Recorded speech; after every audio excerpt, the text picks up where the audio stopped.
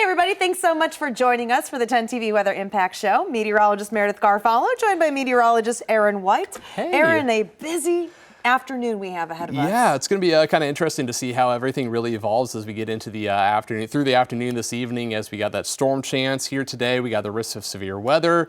Thankfully, it's not like what we've had here in the last couple of weeks here in Ohio, but still something we have to watch. And you know, I think what's interesting about this one is the last several lines have been linear. Yeah. It's been a line of storms, it comes through and it's done. This one's going to be, I like to call it more popcorny. Yeah. Like you're going to have storms here, storms here, storms here, but it's not going to be until the whole event is over until we're done. Yeah, exactly. And so, I mean, we're going to kind of have to see how those evolve and everything. You know, I think there will be some segments that could produce those high wind gusts, also that hail chance and everything. So it's going to be interesting. We'll get through it here, of course, today. Thankfully, like I said, it's not going to be anything like we've had here in the recent weeks. Right. And as we know, it just takes one storm, though. So that's why we want to make sure you're prepared. Let's get right to the forecast. I want to go over what you need to know as we move forward into the day. So it is going to be strong to severe storms, the threat late afternoon to early evening. The main concern that we have will be for damaging winds. But for those of you who like warmer weather, I know this morning it's nice. But as we move forward into the end of the week, we'll see a nice warm up again. So what is the weather impact? It is going to be for those strong to severe storms possible, and all hazards are going to be likely with these storms that develop. So you can see the severe outlook for today. We have two different colors here on your screen. We have green and we have yellow. The green is a 1 out of 5 of the severe weather threats. And then scattered, it's a little bit more of a likelihood, which you can see that includes some of our southeastern counties in the viewing area and some of our southern counties as well. Regardless, we are all in this, and so that does mean there is a risk or a chance that we'll see severe storms develop. Now, just remember, not every storm that develops is going to be severe. However, what storms do become stronger and strengthen. This is the different types of hazards we're looking at. Tornado, hail, flooding, those are all low. And by the way, hail, when it's severe, that's an inch in diameter, about the size of a quarter or larger. The biggest concern we have would be for the damaging winds. Now, I did mention the scattered category. That's the south and southeastern counties in our viewing area.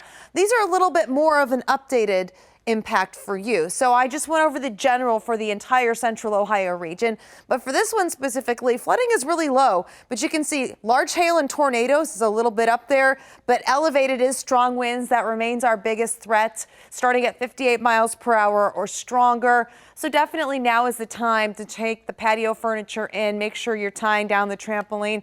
Anything that could blow around, become a projectile in your backyard or your yard, you want to make sure is secure. Let's go through the hour by hour for the rest of the afternoon. Here's 4 o'clock, and you can start to see those storms developing. So this is going to be moving from west to east for us. Let's go ahead to 4:30, 5 o'clock, and you can start to see these individual cells develop. This is what's different. It's not one line and it's one and done. These are cells that as it moves into the environment, which, by the way, the warm weather that we have throughout the day, little bits of sunshine here and there, making the atmosphere unstable. It's almost like putting everything you need in the ground, in the soil, to grow these big plants. And this is what's going to grow those storms that could become severe. By 6 o'clock, you can see most of this should be out of the Columbus area, maybe the south side, most of our eastern counties. I wouldn't be surprised, though, if we still see some cells that linger and develop. This is 6. As we go into 7, you can see that threat does shift into more Zanesville, Cambridge, Caldwell, the I-77 corridor. Majority of this action, though, does look to be south of I-70. And then by 7:30, this starts to move out. You can see for Columbus, we start to clear out, as well as in Marion, Kenton, Bellefontaine, Maryville, and maybe some lingering showers. Here's 9 o'clock for us. But then by 10 o'clock, this is out of here. You can see that as we go into Tuesday, though, there'll probably be some isolated showers for some of us to start off the day. But we will see the clearing as we kick off the morning, and it will certainly be windy. And then scattered showers remain in our forecast into the afternoon. Here's noon for us.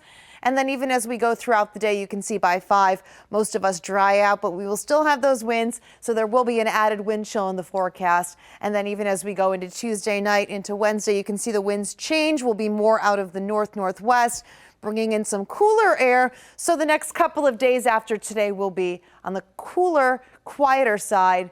But looking ahead, the severe outlook for Friday just outside of the Columbus area, But this is something that is going to be moving our way, so we're going to have to watch this Friday night into Saturday. But the long-range forecast, just to show you what's going on with some of the bigger models. Let's move forward in time. And if we go into Friday, again, you can see Friday morning, we might have this next storm system bring us not only some really warm air with those southwesterly winds, but also maybe a little bit of energy that we could have some rain or some storms. Right now, this is trending most of this north. We could have some overnight into Saturday morning. It's very early to tell, but something looks to move through, so that's why we're keeping an eye on it. And then we'll have to watch out again Saturday night. You can see down to our south some energy there, so that'll be something we need to monitor for Easter plans on Sunday. But again, for the impact forecast, the timing, 3 to 9 p.m., possible strong severe storms. You need to be prepared and make sure to get ways to get warnings. You saw a lot of that could happen while you're on the road for the commute home, so it's good to make sure you have ways to get those alerts. But for today's forecast, 74, nice weather for earlier, but then once the storms come, that's when it's going to get nasty. Gusty winds continuing through tonight. So although we are clearing and overnight temperatures will be down in the 40s, the feels like will likely be in the 30s with those winds possibly getting some gusts as well, up to 30 miles per hour. For tomorrow, still windy, but we're going to struggle to get up to the low 50s for us. But there's warmer weather headed our way, as I was mentioning, so something to look forward to as that builds back in. So it is looking like we'll keep some of that wintry weather away, but also above average precip. So the 16th to the 20th, we're going to have to watch out for those chances of rain back in the forecast. So there's our little dip down that I was talking about. Our average highs are in the low 60s for this time of year. So once we get into Thursday and Friday, we're back above average. Again, you can see we do have that weather impact alert for the second half of today. And then as we move forward and go into the weekend, that's when we're going to see some much warmer weather. And, you know, we might get some good golfing days. Aaron and I were just talking about that. Yeah, it would be nice to get out there, play a couple rounds, and enjoy some of the nice weather that we eventually will get in the forecast, at least after today. I think it's nice because now we're getting to a point now that we're in the halfway point through April. We're starting to see the weather turn, and more days are cooler days are like 40s and 50s instead of 20s and 30s, which is so nice. Yeah, we don't need that anymore. I think a lot of us were kind of sick of winter after some snow and, of course, the cold weather. Me coming down from Minnesota, that's right, getting tired of that. So it's good. Nice to have some warmer weather here in the forecast. And although we have to deal with some storm chances, we at least have a few days where it's pretty quiet. Exactly. So we are looking forward to those. But another thing you might have noticed is your allergies have been picking up. Yeah, I've been sneezing a lot. I took my little spray this morning. Well, did you know that it's growing season? So we actually have some steps for you and your family. As the gardens are getting prepped, we want to make sure you can protect yourself from those allergy triggers. Now, preparation is key before you start to work. You'll be inhaling pollen and other allergens, which will target your nose, your throat, your eyes. Yikes. Antihistamine medicine will help block the reaction. Now, Dr. Mike Patrick from Nationwide Children's Hospital, he suggests taking a daily medicine a few days before you start the work, and that should help. It's going to give you some benefit even when you very first start taking it. But once you've been on it a few days, you know, it's really going to be at its full effect. Now, one other watch out from Dr. Mike comes about poison ivy. This is really important, Aaron. He says use pictures from the internet, point it out when you're on a walk, wherever you see it, whether it's at home or maybe in the park. And as you're working in the yard, if you do come across it and touch it, be sure to wash your hands right away because time is of the essence. If you come into contact with poison ivy, go inside right away and wash with soap and water to get that oil off immediately. That's, you know, do not pass go, right?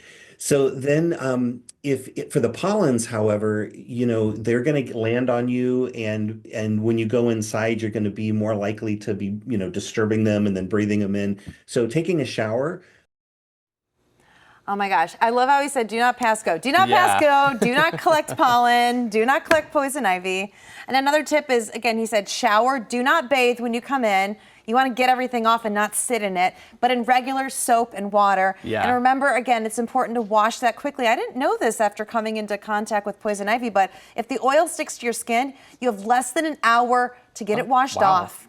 I know. That's quick, yeah. I didn't even know that. And apparently, because we're always making new skin, it does take up to 3 weeks to make that new skin. But that's why poison ivy rashes actually last so long. I had no idea. Yeah, but that's good advice. You know, wash your hands. I feel like whether you encounter poison ivy or poison oak or anything like that, just obviously if you're coming in from outside, wash your hands to avoid any anything like that. What do they say? Win it out, wash it out? Yeah, exactly.